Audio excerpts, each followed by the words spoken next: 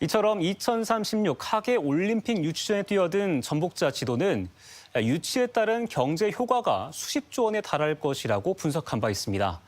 최근 올림픽을 유치한 도시들이 연이어 대규모 적자를 내는 상황과는 상반된 자료인데요. 그 근거는 전북도의 출연 기관이자 싱크탱크 격인 전북연구원에서 제시하고 있었습니다. 과연 얼마나 객관적인 자료였을까요? 김하연 기자가 분석해봤습니다. 지난해 말 열린 전북자치도 공개 간부회의. 사실상 2036 하계올림픽 유치 도전의 당위성을 홍보하는 자리였는데 그 학술적인 근거를 제시한 건 전북연구원이었습니다. 우리 도가 올림픽을 유치했을 경우에 40조, 전국적으로 40조의 생산 유발 효과와 그리고 28조 정도의 우리 전북의 생산 유발 효과가 발생할 예정입니다. 구체적으로 따져봤습니다. 전북연구원은 2036년 하계올림픽이 전주에서 개최될 경우 생산 유발 40조 400억 원에 더해 별도로 17조 8천억 원의 부가가치 유발 효과가 날 것으로 추산하고 있습니다. 44만 9천여 개의 일자리도 새로 생길 것이라고 봤습니다. 그러나 이 같은 수치는 모두 최대한 유리한 상황이 펼쳐질 것이라는 기대에 근거한 전망입니다. 대회 흥행 여부나 관광객 수, 그들이 대회 기간 얼마나 쓰고 갈지 등 제한된 통계와 불확실한 가정에 근거해 효과를 무제한으로 파생하는 시기입니다.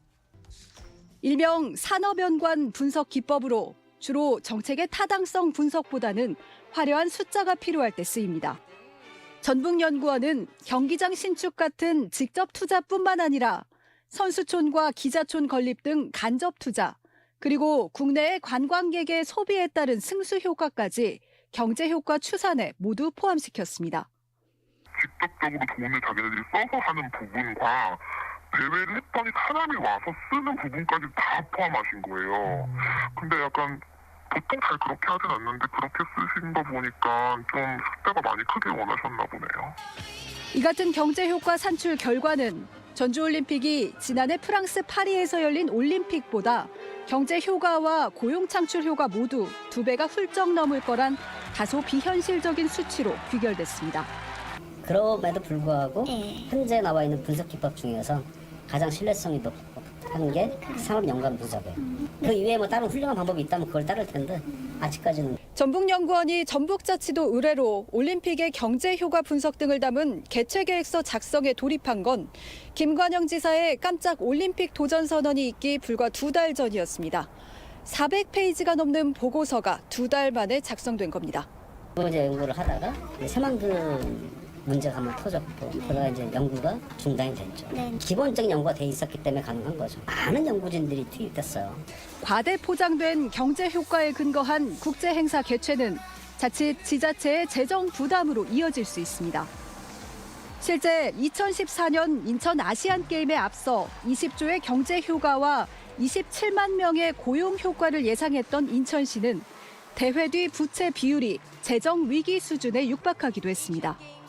국내외 호평을 얻었던 평창 동계올림픽도 정작 경기장과 시설물 사후 관리에 천문학적인 비용이 계속 들어가고 있습니다.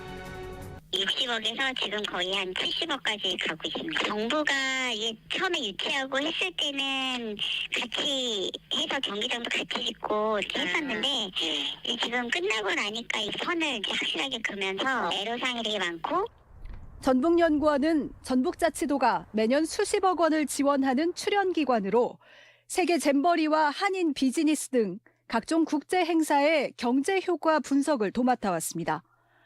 효과는 부풀리고 사후 비용엔 눈 감은 게 아니냐는 지적에 전북연구원은 과학적이고 통상적인 연구 방법을 사용했고 하계올림픽의 경우 사후 시설 활용도가 동계올림픽보다 높다고 밝혔습니다. MBC 뉴스 김하연입니다.